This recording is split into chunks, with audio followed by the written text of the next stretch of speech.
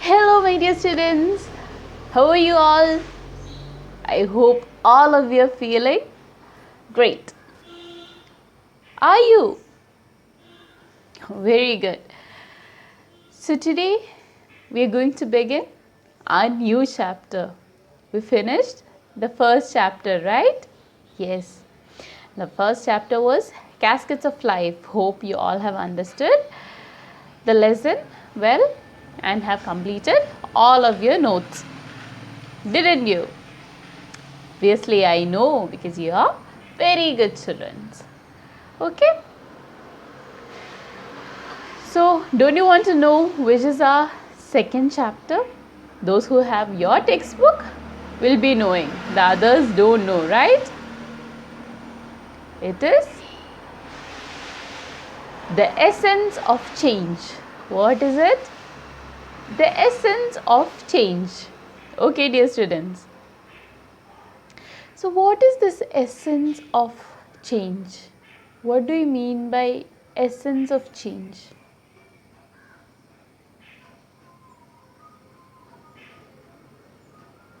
The main reason, the main thing for the change, okay, for a change in something, that is the heading, what the heading means.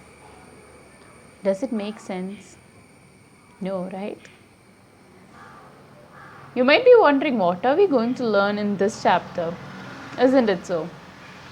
So, today we'll be learning about something you all are familiar with, something that we come across in our daily life, in almost all the activities we do, in almost everything we see. What is it? You're going to learn about energy. What are we going to learn about? We're going to learn about energy. Is it clear? Just imagine when two children, okay, are playing football. Fine.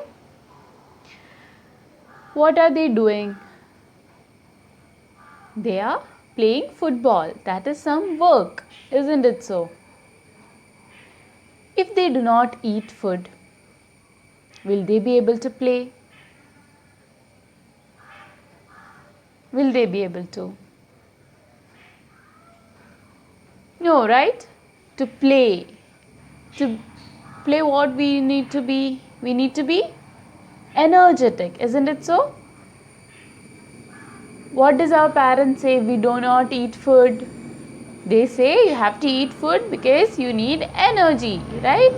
You need energy to study, you need energy to play, you need energy to do work, isn't it so?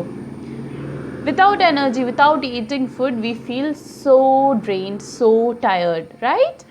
But once we eat food, we are full of energy. Isn't it so? So today, did you have your breakfast? Yes, very good students.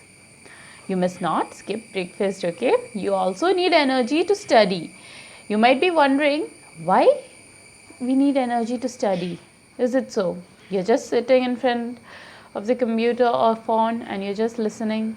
Then why? What is the need of energy? But for our brain to work, we need energy. Alright, is that clear? So, who introduced this term energy? While learning something, it is always good to know who introduced this, who discovered something. That is all what is main behind science, okay? You have to learn who discovered it, who introduced it, and that is how science becomes interesting. Fine. So the term energy was introduced by Thomas Young. Have you heard about him? This is Thomas Young, okay? So Thomas Young introduced the term energy. Now, there is a law related to energy. Science is full of laws, experiments, observations, and that is what makes science interesting. Okay? So this law is called the law of conservation of energy. Okay? What is it known? It is the law of conservation of energy. And this was discovered and introduced by a very famous scientist. I hope you all know him. He is Albert Einstein. Have you heard about Albert Einstein? He was a scientist, isn't it so? This is Albert Einstein. Everyone knows him, right? Yes. So Albert Einstein is the one who proposed the law of conservation of energy. Okay. Now Miss has been telling energy, energy, energy since the beginning. What is energy? Energy helps us to play, energy helps us to study, energy helps us to do all the works. So, what is energy? In simple words, energy is the capacity to do work. Okay? The capacity to do work is called energy. Is it clear? So, tell me once more, what is energy? The capacity to do work is called energy. Fine? Yes. Now, do you want to know what is the law of conservation of energy? Energy can neither be created nor be destroyed, but can be transformed from one form to the other. What does this mean? If there is one energy, no one can create it, nor no one can destroy that energy. But there are different forms, different types of energy. So it can be transformed from one energy to another energy. For example, from electrical energy to mechanical energy. Okay? All those it can convert, but we cannot create it nor destroy it completely. Fine. Is it clear? So now, like for example, Miss will give you one example. For the fan works on electrical energy, right? Electricity. It works on electrical energy, and but if we put on fan for a long time, heat energy is produced. What is produced? Heat energy is produced. Okay? Yes. There are different forms of energy, not only one. Okay? Such as solar energy, heat energy, light energy, mechanical energy, electrical energy, etc.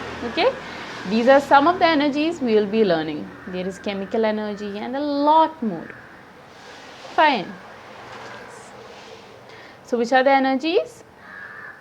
Light energy, heat energy, solar energy, mechanical energy, electrical energy, chemical energy.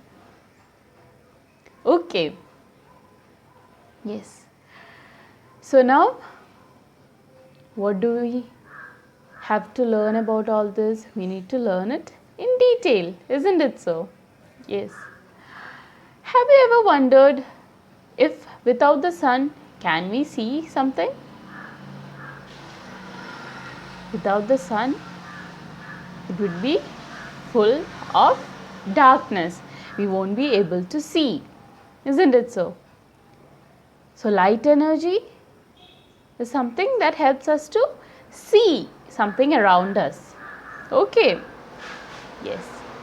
During the daytime, we get the light from the sun, right? And that helps us to see. What about at night?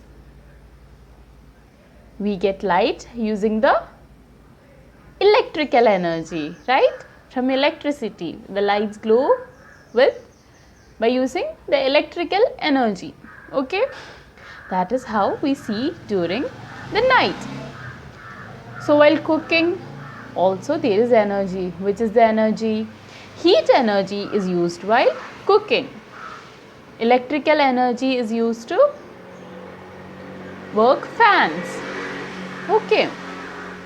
So each and everything we do requires energy. Isn't it so? To play, we need energy. To eat, we need energy. We eat to get energy and we need the energy to eat too. Isn't it so? While having a fever, do you feel like eating? You feel like you are drained out, you cannot eat the food, right? You feel a lack of energy. So we need to be energetic at all times, okay? Yes. Now then, light, sound, everything is a form of energy. Light, sound, heat, electricity, all are forms of energy. Alright, my dear students, is it clear? Very good. Fine. Now, we need electrical energy to light the bulb, isn't it so? And the bulb produces light energy, which helps us to see during darkness. Now, is it only light energy that is produced from the bulb? Have you ever touched the bulb soon after switching the light off? You keep your bulb on for some time, off the switch, and when you touch the bulb, what happens? It burns, right? It's so hot. Why? Because along with light energy, heat energy is also produced. Fine. So when we light a bulb using electrical energy, light energy and heat energy is produced from it. So my dear students, in the picture here, what all can we see? We can see the tractor working, the jeep going, has its loudspeakers on for an announcement, right? Yes. The clothes are hanging outside, right? Then what else can you see? The man is plowing. Someone said something else. Okay, two boys are playing football. Right? Yes. Okay, tell me, someone else has something else to say. Okay, the light is there on, the street lights are on.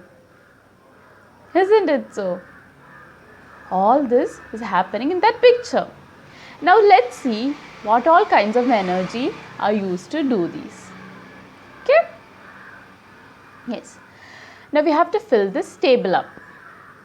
Okay, is it clear? So in this table, the first one is riding motor vehicles. What energy? Where do we get this energy from? Energy from the fuels is used to ride motor vehicles. Isn't it so? Yes. Now what about drying clothes? We all dry clothes at home, right? So what kind of energy? For that also energy is needed. To dry the clothes we need energy. That is dried using the heat energy from sun. How? Heat energy from sun. Okay. What about bulbs glowing? Which energy is used there? Ma'am told you at the first. How does a bulb glow? Using the electrical energy, right? And then only the bulb produces heat and light energy. The bulb glows mainly because of the electrical energy. Is it clear? Yes. Now what about the loudspeakers working? It is from the electrical energy. Okay, loudspeakers also make use of the electrical energy. Is that clear now? So that was all for today's topic. Did you understand? It's a very simple topic, right? But just an introduction to our chapter, the essence of change. Fine. What did we learn? We learned that the term energy was introduced by Thomas Young. The law of conservation of energy, which states that energy can neither be created nor be destroyed but can be transformed from one form to another, is called law of conservation of energy. It was discovered by Albert Einstein, right? Then we learned about different forms of energy. Which were they? Light energy, heat energy, electrical energy, mechanical energy, solar energy, chemical energy, etc. Isn't it so? Yes. So, this is for today. I hope you all understood the lesson. Let me know your feedback through the comment section below, and we'll clear all your doubts during our discussion.